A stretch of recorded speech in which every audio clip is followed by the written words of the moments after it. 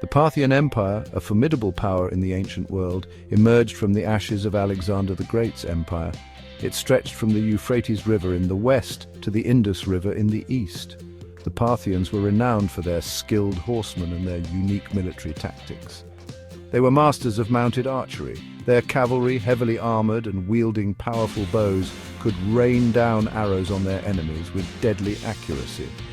The Parthians posed a significant threat to the Roman Republic, which was expanding eastward. The two empires clashed repeatedly over control of Armenia and Mesopotamia.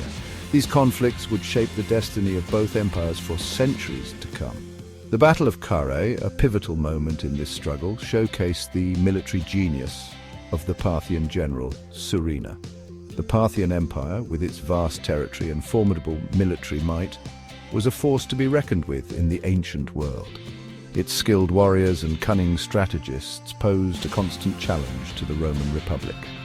The clash between these two titans would leave an indelible mark on the course of history. Surena was born into the Suren clan, one of the most powerful and prestigious families in the Parthian Empire. The Suren clan held a hereditary right to command the Parthian army. They were renowned for their wealth, influence, and military prowess. Surena's early life was steeped in the traditions of his noble lineage. He was trained from a young age in horsemanship, archery, and the art of war. He excelled in all aspects of military training, displaying a natural talent for strategy and leadership.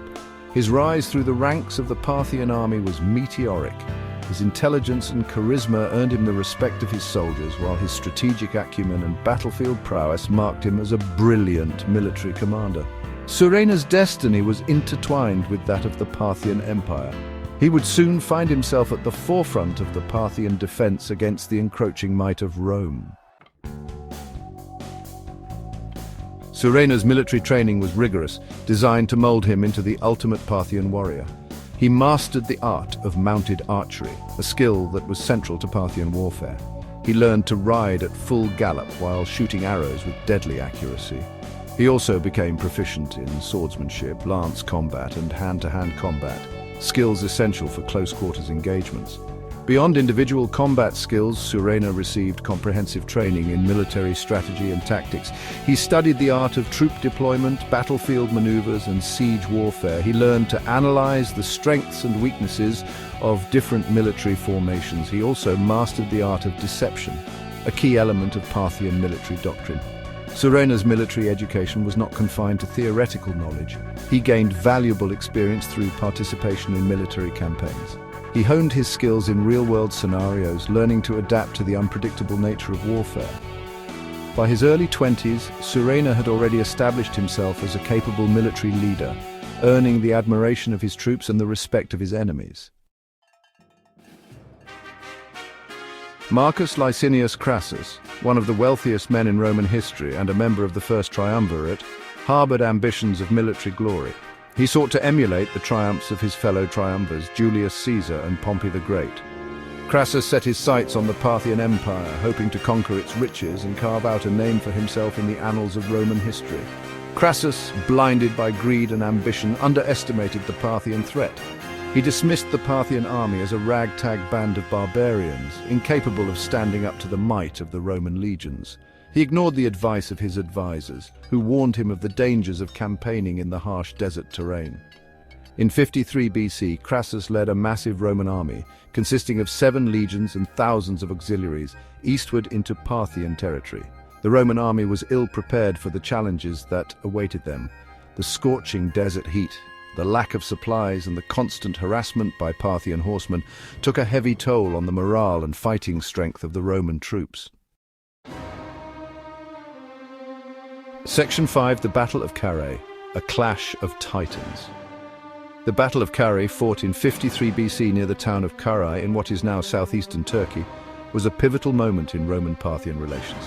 It was a clash of empires, a battle that would determine the balance of power in the Near East. The Roman army, led by Marcus Licinius Crassus, was one of the largest and most powerful armies ever assembled by the Roman Republic. The Parthian army, commanded by Surena, was smaller but far more mobile and adaptable to the desert terrain. The battle began with the Roman legions forming up in their traditional battle formation, a dense, shield-walled formation designed for close-quarters combat. Surena, however, had anticipated this move. He deployed his troops in a crescent formation, with his heavy cavalry at the center and his light cavalry armed with bows and arrows on the flanks. The Parthian horse archers unleashed a relentless barrage of arrows upon the Roman ranks. The Roman shields, effective against spears and swords, proved useless against the rain of arrows. The Parthian horsemen, using their superior mobility, kept their distance from the Roman legions, refusing to be drawn into a close-quarters engagement. Section 6. Surena's masterstroke tactics that rewrote history. Surena, a master tactician, employed a cunning strategy that exploited the weaknesses of the Roman legions. He understood that the Roman infantry, while formidable in close combat, was slow and cumbersome, especially in the desert heat. He knew that the Roman army relied heavily on its auxiliary troops for ranged attacks, but these auxiliaries were no match for the Parthian horse archers. Surena's plan was to exhaust the Roman legions, to wear them down with constant harassment and deny them the close-quarters battle they craved. The Parthian horse archers, riding in circles around the Roman formations, kept up a relentless barrage of arrows. The Roman soldiers, weighed down by their armor and equipment, were easy targets for the Parthian archers. As the battle raged, Surena ordered his heavy cavalry to charge the Roman lines. The Parthian cataphracts, clad in heavy armor and wielding lances, crashed into the Roman formations. The impact was devastating. The Roman soldiers, already exhausted and demoralized, were no match for the Parthian cavalry. Surena's tactics proved to be a stroke of genius. He had turned the tables on the Romans, using their own strengths against them. The Roman legions, once considered invincible, were on the verge of collapse. Section 7. The aftermath of Carrhae, Roman humiliation, Parthian triumph. The Battle of Carrhae ended in a crushing defeat for the Romans. The Parthian army, led by Surena, had inflicted a humiliating defeat on one of the most powerful armies in the world.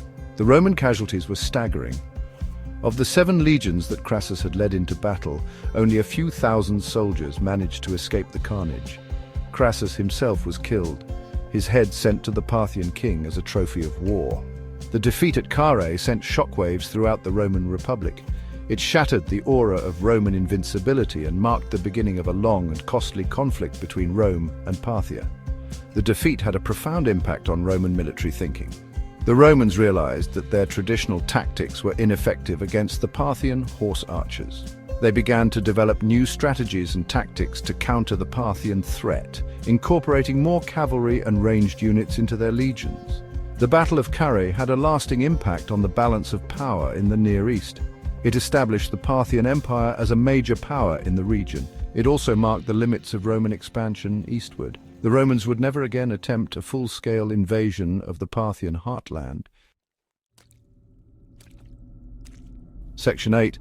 The fall of a hero, Surena's untimely end. Despite his brilliant victory at Carrhae, Surena's triumph was short-lived. His military genius and growing popularity aroused the suspicions of the Parthian king, Orodes II.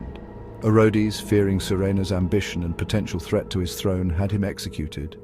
Surena's death, a tragic end to a brilliant career, is a reminder of the fickle nature of power and the dangers of courtly intrigue. The circumstances surrounding Surena's death are shrouded in mystery and speculation. Some historians believe that Orodes, envious of Surena's fame and fearing his growing influence, lured him into a trap and had him murdered. Others suggest that Surena may have been implicated in a plot against the king. Whatever the truth, Surena's death deprived the Parthian Empire of its greatest military mind, at a time when Rome was still reeling from the defeat at Carrhae. Surena's untimely demise is a tragic reminder that even the most brilliant and successful individuals are not immune to the whims of fate and the machinations of power. Section 9. Surena's legacy, an enduring symbol of Parthian prowess. Surena's legacy as a military genius and a symbol of Parthian might has endured for centuries. His victory over the Romans at Carrhae is still studied by military strategists today. His name has become synonymous with Parthian military prowess, representing the height of Parthian power and the strategic brilliance of their military leaders.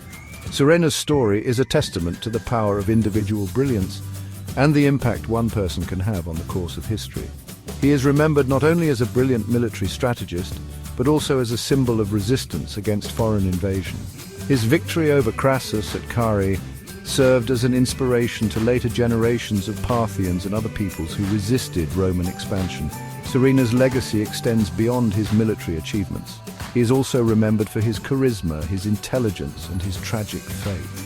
He remains a popular figure in Iranian folklore and literature, a symbol of national pride and a reminder of the glorious past of the Parthian Empire.